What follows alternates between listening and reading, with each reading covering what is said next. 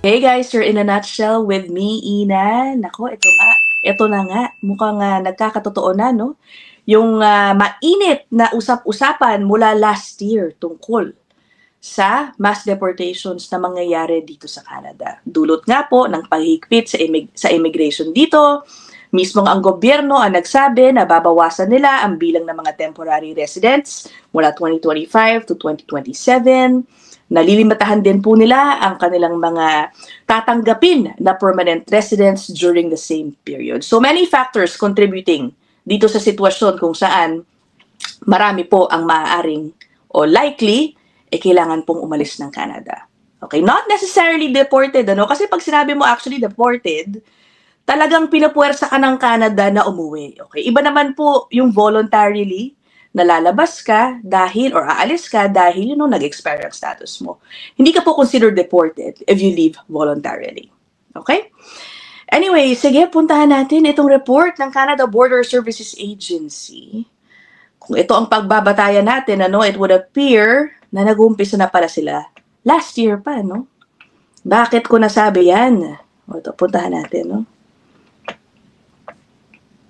This is from CTV News, okay? Ang batayan po nito, ay yung CBSA data na gusto ko man pong i-present sa inyo, napaka-haba at technical, ang daming numbers. So let us rely as always on these news reports na medyo sinasummarize na po nila ang data. O sige, sabi dito, Canada deports more people, predominantly those rejected for refugee status. Okay? Ang sabi dito, Canada deported more people last year to hit its highest annual level of removals in about a decade. O, diba? Highest in a decade. Overwhelmingly deporting people whose refugee claims were rejected. Ayan. Basically, a big chunk of those who were sent home in 2024 yung mga na-deny ang asylum claim. Mainit na issue rin po yan dito, no?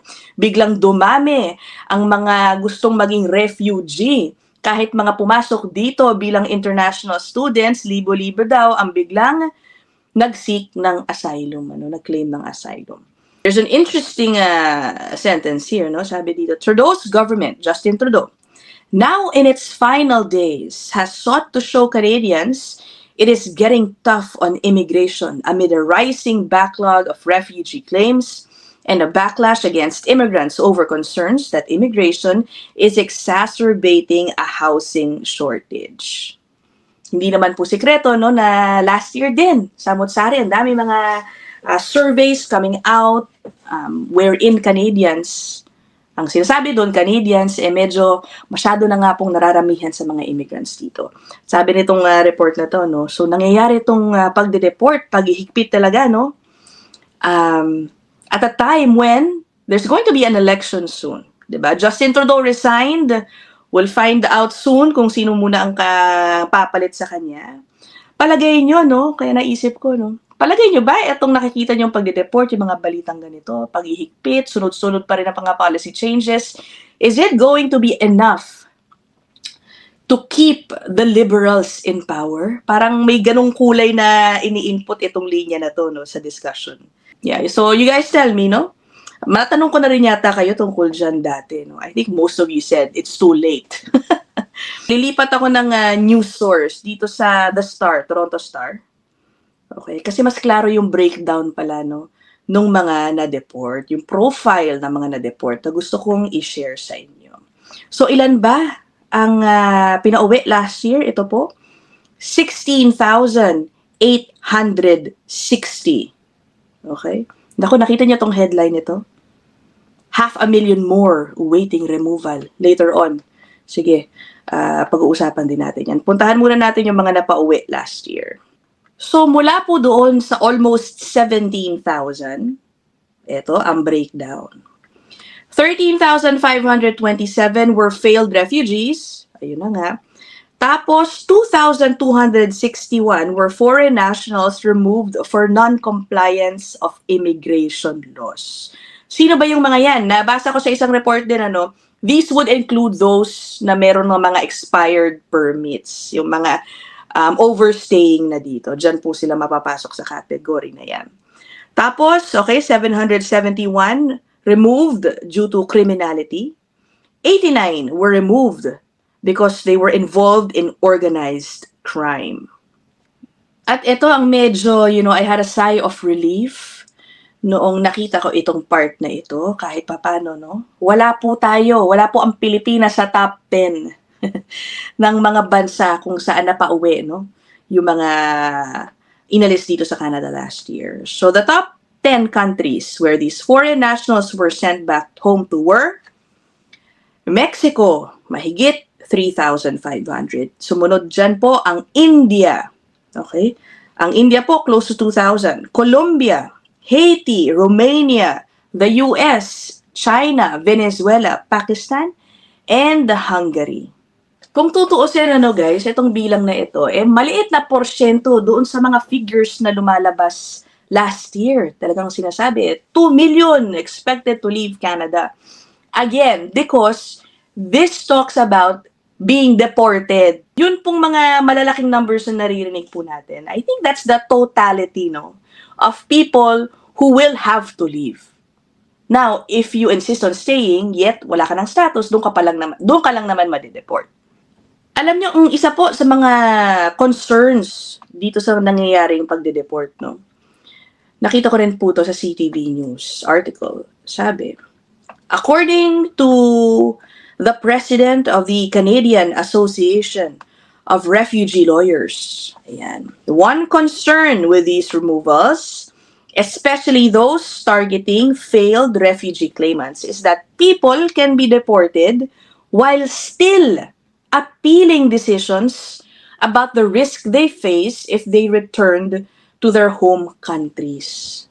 Okay, ang sabi dito, pinapaalis pa rin sila kahit na, syempre, according to him, may significant error sa risk determination. Ibig sabihin, hindi sila sang-ayon doon sa desisyon ng Canada na siguro sinasabing wala namang risk sa buhay mo sa iyong bansa kaya hindi na, kailangan ka nang umuwi. Ang sinasabi dito, kahit meron pang option to appeal, napapauwi na. Although, dinidispute naman ito ng CBSA, itong Raymer na ito, na sinasabi sa sentence na ito, hiningan po ng CTV ng reaction at ang sabi po dito, the agency only actions a removal order once all legal avenues of recourse that can stay a removal have been exhausted. Ibig sabihin, kapag natapos na talaga lahat ng proseso pwede mong i-undertake, tsaka pa lang po talaga pwedeng ipa-deport ang isang tao. Pero hindi ko alam, I have yet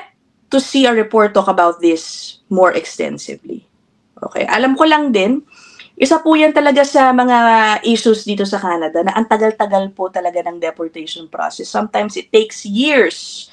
Kaya yung ilan gusto pa rin maging refugee kasi pwede raw nilang i-appeal, i-extend basically ang kanilang stay dito.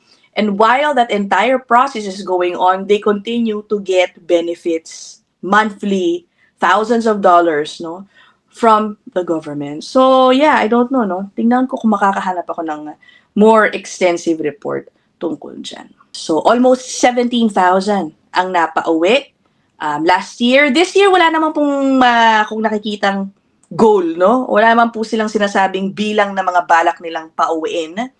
Ngayon, puntahan naman natin itong isa pang related issue.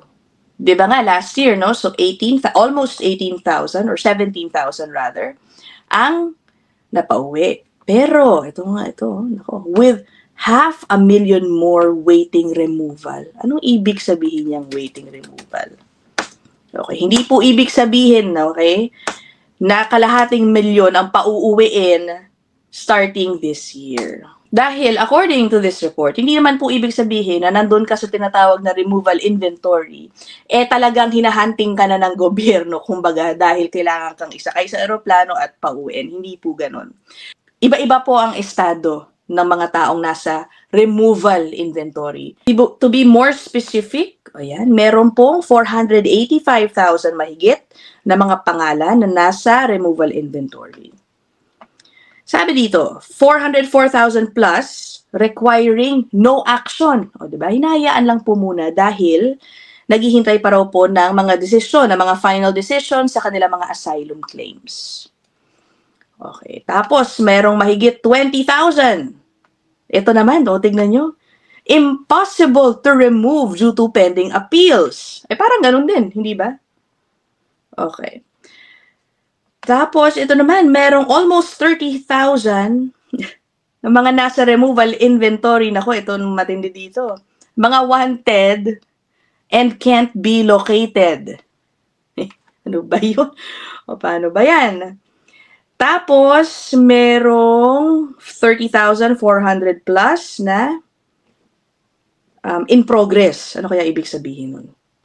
So, ang tanong ko, una sa lahat, nakakaloka yung can't be located, Ako naman, guys, iba ang mga hinahanap kong data. Iba yung category ng mga taong binabantayan ko. I want an update on what government is doing about these people. Pag-usapan na natin to dati, I think they should be prioritized. Feel free to disagree with me, guys. Ito po yun. Napag-uusapan na natin to noon pa. Halimbawa ito, yung mga international students, about 10,000 of them, who submitted fake acceptance letters. Now, I know some of them, hindi po alam na ginamitan po sila siguro ng kanilang mga consultant ng peking letters. But, I want an update at the very least. Kung ano na po ang nangyari sa mga ito. Ito actually, ito pala dapat top priority for me din. Isa sa mga top priorities for me dapat.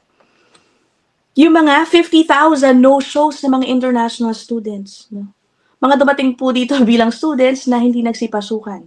Itong mga to, I think, talagang dumating dito para hindi sumunod sa rules. Dumating dito para lang makarating dito and then magtago. Diba? I think these people should also be prioritized. So, yun lang naman, as usual, ang mga tumatakbo sa isip ko, guys. Kayo ba? Siguro sa ngayon, pinaprioritize nila ang mga refugees because to begin with, honestly, I think they're easier to track. Diba? They're easier to track. Mismong sila, si Mark Miller, diba, yung immigration minister, na sinasabi nila na as far as international students are concerned, medyo mahirap ang tracking or monitoring nila sa mga estudyante once they arrive here. Doon naman po sa mga mapapaso ang mga work permit, hindi pa ako masyado nakakita ng reports talking about how the government plans to monitor these people. Okay? So, yun lang naman po.